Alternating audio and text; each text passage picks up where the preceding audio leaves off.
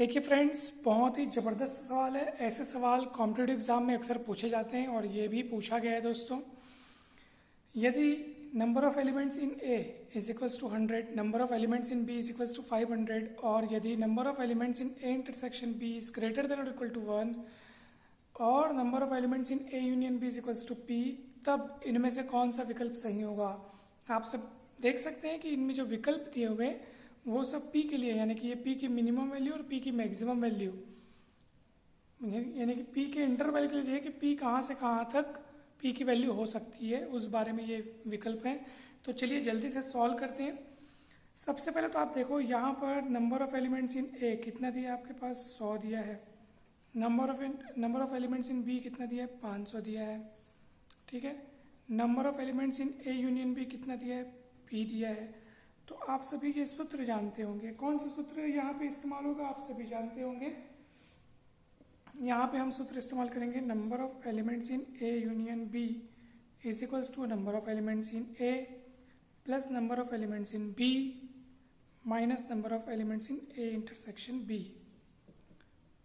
ठीक है फ्रेंड्स, और अब चलिए सभी का मान रखेंगे।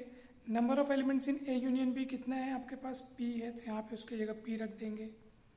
ठीक, चलिए number of elements in A कितना है, देखो 100 दिया है तो 100 रखेंगे। Number of elements in B कितना है, देखो 500 है तो 500 रखेंगे। Number of elements in A intersection B, फिर आप देखेंगे कि ये p इज इक्वल्स टू हो जाएगा 5 और 1 600। ठीक है, सॉरी फ्रेंड्स, ये क्वेश्चन में यहाँ पे 100 नहीं बल्कि ये 1000 दिया हुआ है। ठीक है, तो इस तरीके से अब 1000 और 500 मिला के कितना हो जाएगा, 1500।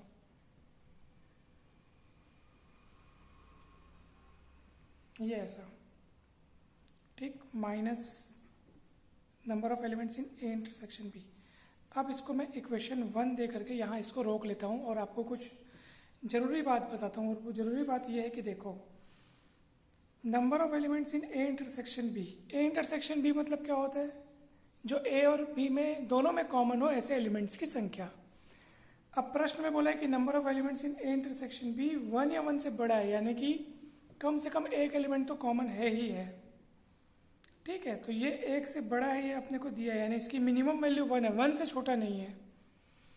और इसकी मैक्सिमम वैल्यू की अगर बात करें तो number of elements in A intersection B, चूंकि करके लिखूंगा मैं यहाँ पे, है ना, number of elements in A intersection B 500 से ज़्यादा हो नहीं सकता, 500 से छोटा या बराबर होगा।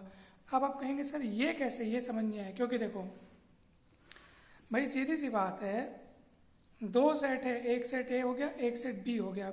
सेट बी में 500 एलिमेंट हैं, सेट ए में 1000 एलिमेंट हैं। अब आप खुद बताओ, अगर ए और बी में से कुछ एलिमेंट्स कॉमन होने भी होंगे तो कितने होंगे, मिनिमम तो 1 होगा ही होगा। क्योंकि प्रश्न में दिया है कि इंटरसेक्शन यानी कॉमन एलिमेंट्स की संख्या 1 या 1 से बड़ी है, यानी मिनिमम तो 1 है। मैक्सिमम कितने एलिमेंट्स कॉमन हो सकते हैं।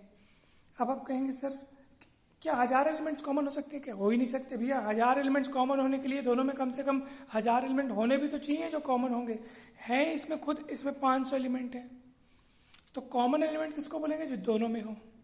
तो इसमें 500 एलिमेंट, उसमें 1000 एलिमेंट, तो ज़्यादा से ज़्यादा क्या हो सकता है कि इसके पूरे 500 एलिमेंट अपने को वहाँ भी दिखे। तब ऐसी स्थिति में 500 एलिमेंट कॉमन है। आप ऐसे बोलोगे कि सर 500 एलिमेंट कॉमन है, क्या मैं ऐसे बोल सकता हूँ क्या कि इन दोनों में 600 एलिमेंट कॉमन है, बोल ही नहीं सकता। 600 एलिमेंट कॉमन होने के लिए कम से कम दोनों में 600 एलिमेंट्स, तो दोनों में अलग अलग 600 एलिमेंट्स तो होने चाहिए। इसमें तो चलो 1000 है, लेकिन इसमें तो सिर्फ 500 एलिमेंट है ना, तो 600 एलिमेंट कॉमन हो ही नहीं सकते ना। यानी कि इन ज़्यादा से ज़्यादा कितने कॉमन हो सकते हैं, 500 के 500 कॉमन हो सकते हैं। इसमें 500 है तो मैक्सिमम 500 एलिमेंट्स दोनों में कॉमन हो सकते हैं, उससे ज़्यादा नहीं हो सकते। ठीक है, तो इस चीज़ को आप लोग हमेशा ध्यान रखिएगा। कहीं पर भी डाउट अगर होगी ना तो पूछिएगा ज़रूर दोस्तों। ठीक है, मान लो ये चांसेस हुई कि ये सेट ए है और उसके अंदर बी है। ऐसी स्थिति में क्या होगा, देखो बी के पूरे 500 एलिमेंट्स ए में हैं, ए के अंदर हैं, तो ये 500 एलिमेंट्स कॉमन होंगे। इससे ज़्यादा कॉमन हो ही नहीं सकते, क्योंकि बी 500 से ज़्यादा एलिमेंट रखता ही नहीं है। ठीक है, तो अब मैं आपको जो बताना चाह रहा हूँ वो ये है कि यहाँ से हमको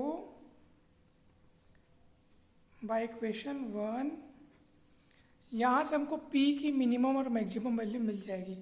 चलिए देखिए, मिनिमम वैल्यू ऑफ P यानी कि इसको P मिनिमम में बोल देता हूँ, कितना मिलेगा बताओ। सीधी सी बात है, जब आप A इंटरसेक्शन B की मिनिमम वैल्यू जब आप रखेंगे, ठीक है, मिनिमम वैल्यू आप रखेंगे,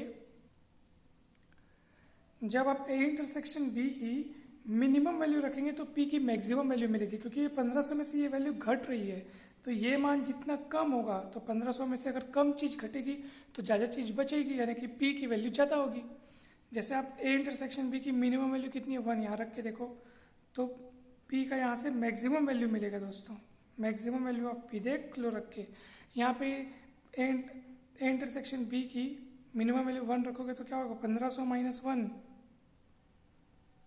दैट इज 1499।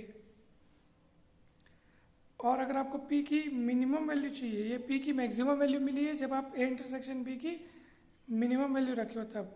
अब A इंटरसेक्शन B की मैक्सिमम वैल्यू रखोगे ना, यहाँ पे मैक्सिमम मतलब अगर ये चीज़ ज़्यादा होगी तो 1500 में से ज़्यादा मान अगर घटाओगे, 1500 में से ज़्यादा मात्रा में अंक घटाओगे तो P का मान कम मिलेगा। क्योंकि अब देखो ना, P का मिनिमम वैल्यू प्राप्त करने के लिए 1500 में से अब आप इसका मैक्सिमम वैल्यू 500 माइनस करोगे तो आपको कितना मिलेगा, P का मिनिमम वैल्यू 1000 मिलेगा। यानी P की वैल्यू 1000 या 1000 से ज़्यादा, किंतु 1499 के बराबर या कम मिलेगी।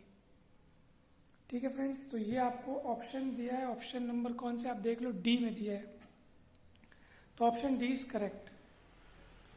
कहीं पर भी कोई भी डाउट हो, दिक्कत हो तो बेझिझक बिंदास पूछिएगा ज़रूर दोस्तों। ठीक है, मुझे उम्मीद है ये सवाल आपको बहुत अच्छे से समझ में आया होगा। ठीक, तो जब A इंटरसेक्शन B का अपन मिनिमम वैल्यू रखेंगे तो P का मैक्सिमम वैल्यू मिलेगा, और जब इसका मैक्सिमम वैल्यू रखेंगे तो P का मिनिमम वैल्यू रखेगा।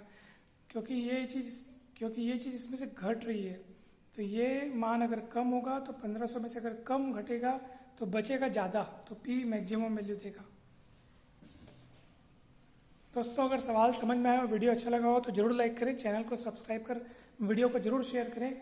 इसमें आपको 10th, 11th, 12th और साथ ही साथ कॉम्पिटिटिव एग्जाम जैसे पीटी, जेई, नीट के वीडियोस मिलेंगे, और साथ ही साथ कॉलेज की कक्षाओं जैसे कि बीएससी, बीई, बीटेक के मैथ्स के वीडियोस मिलेंगे दोस्तों। सभी कॉम्पिटिटिव एग्जाम जैसे कि पीएससी, एसएससी, शिक्षक भर्ती, व्याख्याता भर्ती, सीएसआईआर नेट, सीजी सेट आदि सभी इम्पॉर्टेंट एग्ज़ाम्स के आपको यहाँ पे वीडियोस मिलेंगे दोस्तों, तो ज़रूर सब्सक्राइब करें। धन्यवाद, जल्दी मिलते हैं अपन नेक्स्ट वीडियोस में।